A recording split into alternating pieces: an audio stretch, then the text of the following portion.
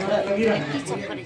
तो 3 स्तर दीक्षा में गुरु जो है अपने शिष्य को पवित्र करते हैं, चंदन का लेप करते हैं, है ना।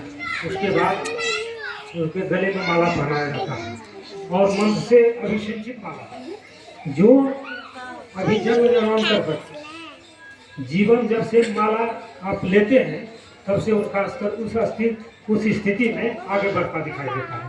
इसी तरह से दीक्षा में 3 स्तर है। पहले तो व्यक्तिगत लेते हैं एक करके, और दीक्षा मंत्र दीक्षा जो है अलग है। गुरु का मंत्र का स्तर ये है, उसको बहुत गोपनीय रखा जाता है। जो मंत्र मिला किसी को कहा नहीं जाता है ना, उसको बहुत गोपनीय ढंग से रखते हैं। वो सब जगह रक्षा करेगा, वो माँ की तरह रक्षक गुरु दीक्षा। और ये दीक्षा परंपरा से होती आ रही है। जब कोई किसी तरह का संकट आ जाए, जहाँ कोई भी आपका सहारा नहीं है, तो गुरु दीक्षा ही सर्वोपरि रक्षक, इसलिए उसको गोपनीय रखा जाता है। गुरु जो मंत्र देते हैं उसकी सुरक्षा आपके हाथ में होता है ना। उस मंत्र को किसी से कह रहा क्या कहा आपसे, क्या बताया, कह देगा हमको ये बताया, वो नहीं कहना, यह उसको गोपनीय ढंग से साधना करनी पड़ती है। दूसरी बात है उसके सुरक्षा के लिए रक्षक। रक्षा का मतलब ये है, एक स्तर है बुद्धि बढ़ाने, जिसका विकास नहीं हो रहा है, वो मंत्र बुद्धि को बढ़ाता है।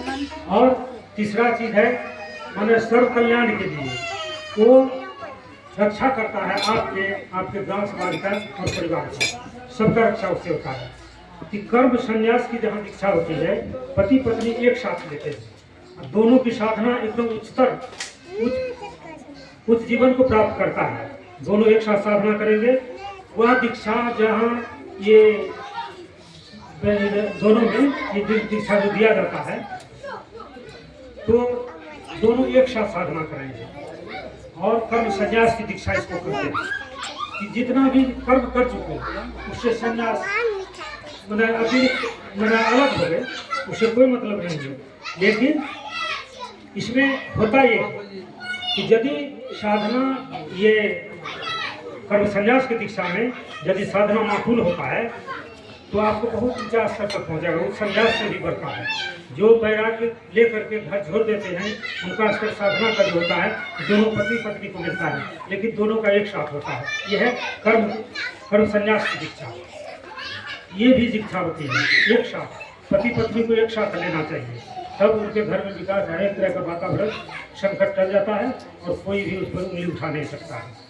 तीसरी दीक्षा संन्यास का, सब कुछ चेला चाची घर द्वार सब को छोड़ करके एकदम करेंगे, वो अपने कर्म में ही परिपूर्ण होता है ना। उससे भी स्तर ये कर्म संन्यास की दीक्षा करें। कर्म सन्यासी जो साधना करेंगे वो वैराग्य की दीक्षा जो है संन्यास की दीक्षा से भी ऊंचा होता है। इसलिए इसकी सुरक्षा आपके हाथ में है। जो कह दिया वो करने के लिए आप तत्पर रहेंगे नहीं। तो आप जानते हैं कि गुरु गोविंद दो खरे काकर लागू पाँव, बलिहारी वो गुरु जो गोविंद दिए दिखा। गुरु के स्तर वो है, बल्कि गुरु होना चाहिए। गुरु और सदगुरु में बहुत अंतर है ना। गुरु अपना जितना भी अपने शाखा बढ़ाने के लिए मंत्र दीक्षा देते हैं, जो कुछ हो या ना हो, लेकिन सदगुरु जो होते हैं वो अपने शिष्य को देने के लिए किसी चीज़ को बचा के नहीं रखते हैं, छिपा के नहीं रखते हैं कि अरे ये जान जाएगा तो हम लोग से माफ कर देंगे, ऐसी बात नहीं है। गुरु सदगुरु जो है उसको उस तरह की दीक्षा देते हैं जो उसके जीवन में पूर्णता लाता है ना। और वो पूर्ण दीक्षा वाले ही अपना शांति को प्राप्त करता है। बोलिए सदगुरुदेव की। अभी हमारे यहाँ महेश ठाकुर जी, मानसिंह ठाकुर जी हैं, वो तो व्यक्तिगत दीक्षा ले लिए थे, लेकिन उनकी पत्नी दीक्षा नहीं ली थी। ये लोग परंपरा में आलोचना होती ही है कि देखिए कैसे उसके हाथ का खाने पिए, वो पानी पिएंगे, खाना खाएंगे, ये वर्जित है ना। दोनों आदमी आगे लेकर के अपना साधना करेंगे, यही उसके लिए सर्वोपरि है। इसलिए ये वैष्णवी संप्रदाय है ना, जो हम लोगों का संप्रदाय है। यह मैंने ये संकल्प होता है कि अब तो मन कागा था करे जीव को घा, कागा कौवा, कौवा को जो कुछ दीजिए सब कुछ खा लेगा, मांस अंडा वो सब खा लेगा, फल सब खाएगा। इस तरह से जब तक दीक्षित नहीं आते हैं, ये जो है काक वृत्ति पहले थी। काक वृत्ति में खान पान का कोई महत्व नहीं है, जो दिया वही खा लिया।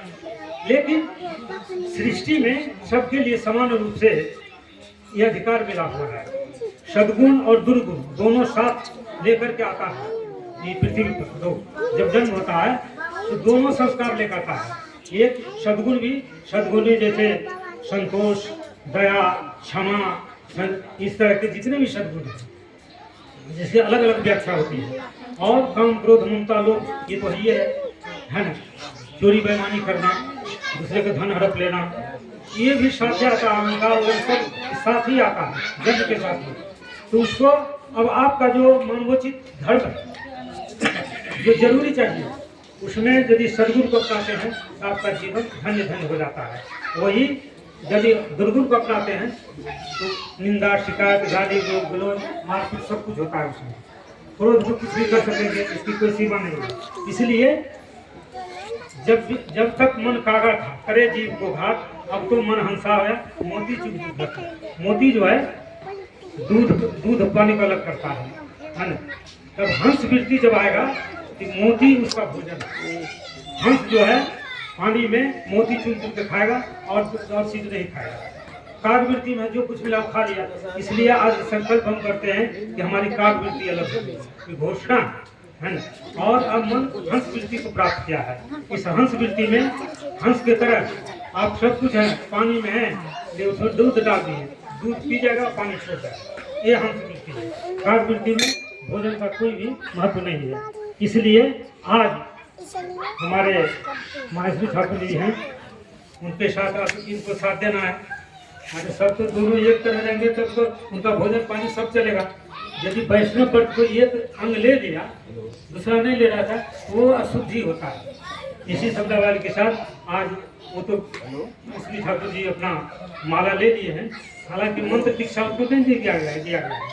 अब उनकी पत्नी भी आज जो है मैंने ये अपना सब छोड़ करके एक गुरु वृत्ति में ध्यान रखा करके आज माला लेने के लिए हामी भरती। इसलिए समाज के बीच में है ये संकल्प करते हैं कि हम इसको निभाएंगे, लेंगे और घर का काम काज संभालेंगे।